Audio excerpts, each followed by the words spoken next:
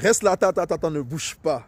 Écoutez la voix de l'esprit et fuis la voix des hommes, fuis la voix de la chair. Voilà, je commence par un témoignage personnel.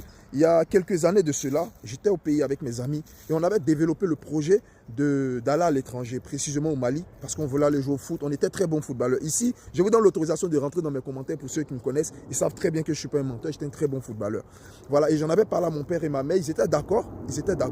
Et à un moment, ils m'ont dit non.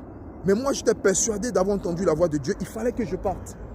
Et à un moment, j'ai pris mes affaires, je suis parti, je n'avais pas prévenu mes parents. Et grâce à Dieu, je suis arrivé au Mali. Et après, je vous résume l'histoire, je me suis retrouvé en France. Mais je peux le dire, parce que Dieu m'a fait grâce. J'ai été un canal de bénédiction pour ma famille. Aujourd'hui, j'ai mes 2 frères qui sont en France. J'ai ma soeur qui est là. En tout cas, Dieu m'a béni. Dieu a béni ma famille à travers moi. Donc, je peux le dire.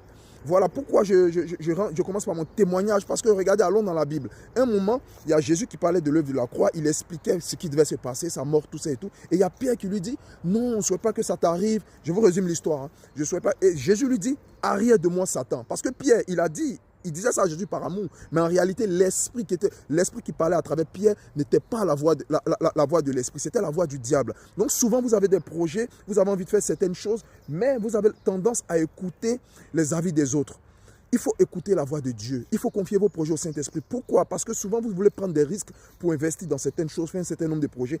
Les gens autour de vous, souvent, les gens, ils vous aiment. Hein. Ce n'est pas qu'ils veulent votre mal. Ils veulent votre bonheur parce qu'ils vous aiment. Ils trouvent que votre projet il est risqué. Mais eux, ils ne sont pas Dieu. Donc, ils parlent avec la chair.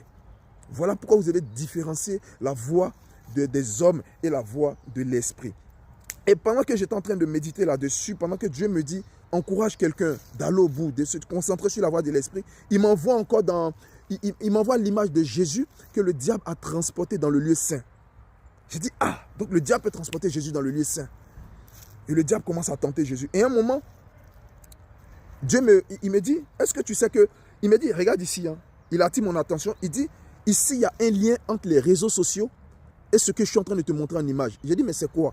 Et il me dit, regarde, le diable a été capable de déplacer Jésus dans le lieu saint. Mais le lieu saint, c'est quoi? Vous savez, souvent, vous attendez la voix de Dieu. Dieu vous pousse à méditer votre Bible. Il vous pousse à rentrer dans la parole de Dieu.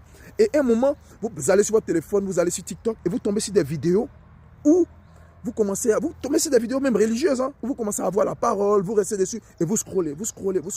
Mais vous savez, si le diable était capable de déplacer Jésus dans le lieu saint, en réalité, ce que vous faites n'est pas mauvais.